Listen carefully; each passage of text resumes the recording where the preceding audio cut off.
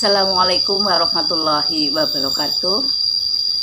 Alhamdulillahilladzi hadana li hada wa ma kunna linahtadiya laula an hadanallah.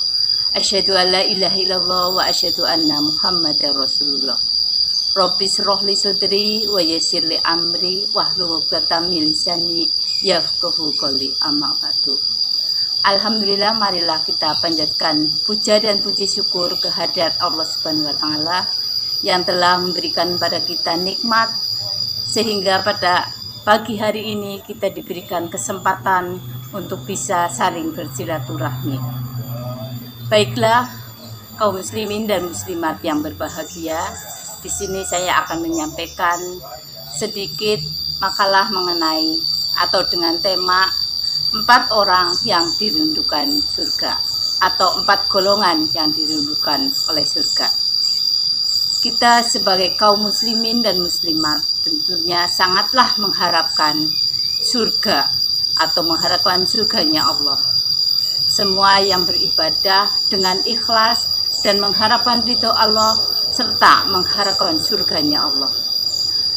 Di sini juga ada sebuah hadis yang menerangkan bahwa surga pun merindukan orang-orang yang memang diinginkan oleh surga.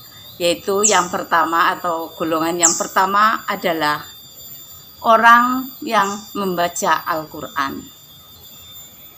Membaca Al-Quran walaupun kita terbata-bata ataupun kita sedang berlatih, itu pun sebuah ibadah.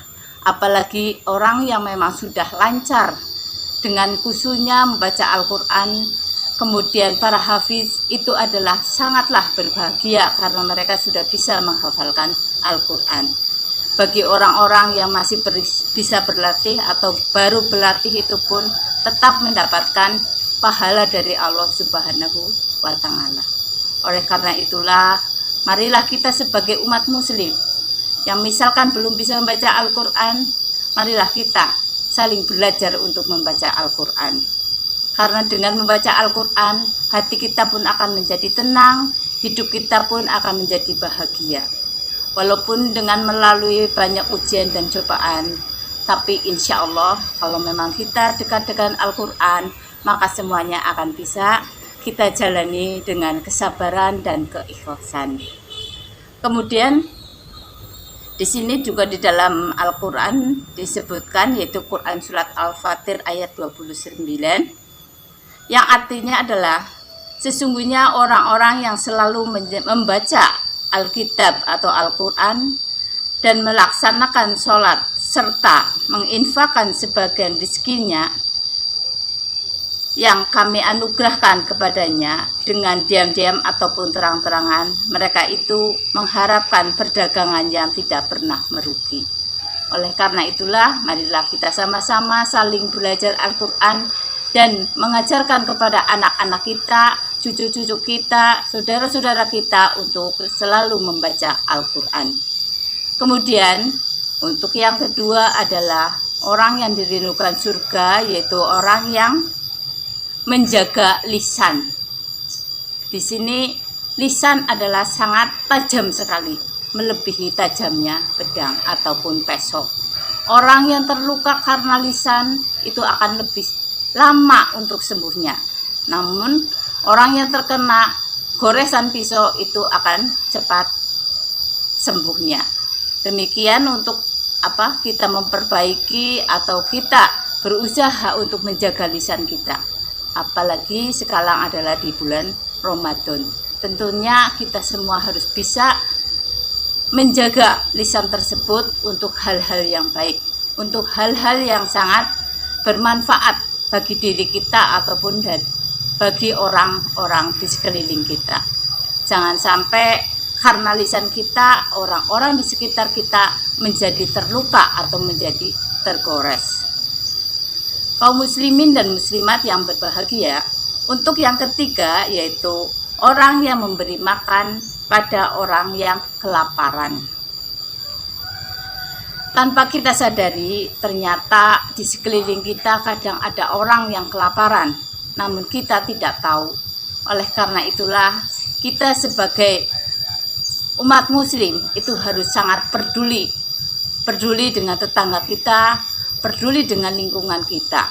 Jangan sampai kita itu menjadi orang-orang yang sombong di antara saudara-saudara kita ataupun di sekeliling kita.